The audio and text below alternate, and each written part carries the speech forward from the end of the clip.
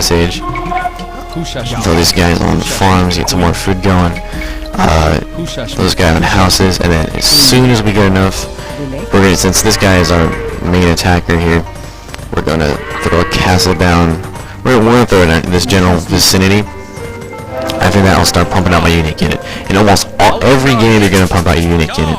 Are you freaking serious? Yeah, in almost every game, you're gonna use your unique unit, because unique units are pretty much the strongest point of your civilization. These ones are actually, the Viking has a pretty solid unique unit, but it's got your standard infantry weaknesses. It's weak towards cavalry, it's weak towards onagers and stuff like that.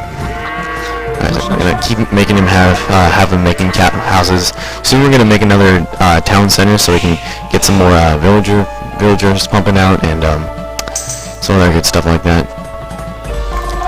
Okay, so now we can really start focusing on building up our army and going on the counter-offensive. I don't play with a lot of siege weapons because they're really slow. I like to be able to maneuver my units. If you do move with siege weapons, I suggest you put them in a different control group, and I'll show you an example of control grouping correctly to maneuver your units. I'm really high on food now, so I can really start pumping out some long swordsmen, and I'm going to want to start teching. Despite my little lack of gold right now, I'm really going to want to start teching, and I want to start expanding this way. So I'm going to start sending my building houses that direction. They're going to be covered by that castle once it finishes. So now I have vision of my ally, and he has a market. So I'm going to start sending over these trade carts, and I'm going to hit. Yeah, see, I completely outmatched him because he did not have as good as an economic start as me.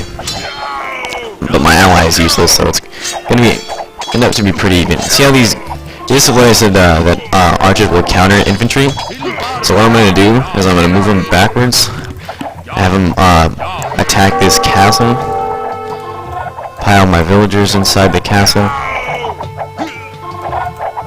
let's move these back, have my castle destroy that, and they built another proxy rash, which is really no problem at all with the amount of soldiers I have right now. So then I'll send those villagers back out and build my houses. We'll get that done with. Keep pumping out units. And I'm getting kind of low on gold, so I'm going to research a second level of gold mining. Probably keep a couple more villagers over there.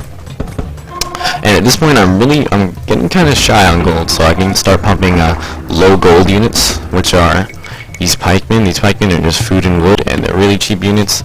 They're not that great, but they're amazing against cavalry, but they're not that great in general. Alright, so when you start grouping your units for an attack, you're going to want to take all units of one type. So I'm going to control this group. My see this berserker? These are pretty cheap for eating. Anyway, I'm going to control one of these guys because they're a similar group. I'm going to throw my berserkers in there with them because they're a similar type of unit. I'm going to throw my archers in control group 3 because they're going to be my backup. And then once I get a good amount of pikemen, I'm going to put them in control group 2. Yeah, see, they're throwing up another proxy rack. So I go 1, 2, 1 click, 2 click, 3 click, and have my entire army attack at once. Like that. You can move all your army really quickly like that for these standards anyway. So I'm going to throw up another town center over here. I'm going to have him help over there. And I'm still kind of low on gold. So I'm going to have more trade carts built.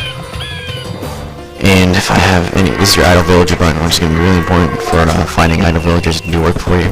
I'm going to create another builder, and I really want to get on my tech, especially that early tech that only costs food, because your early tech will only cost food, and that's your +1 tech, so that's going to be really essential later. So I'm going to add these to group 1. I'm going to add these berserkers along with my long swordsmen to group 1. And if you get too much on group 1, just send them all in group 2 and then move your other groups backwards. These guys, berserkers,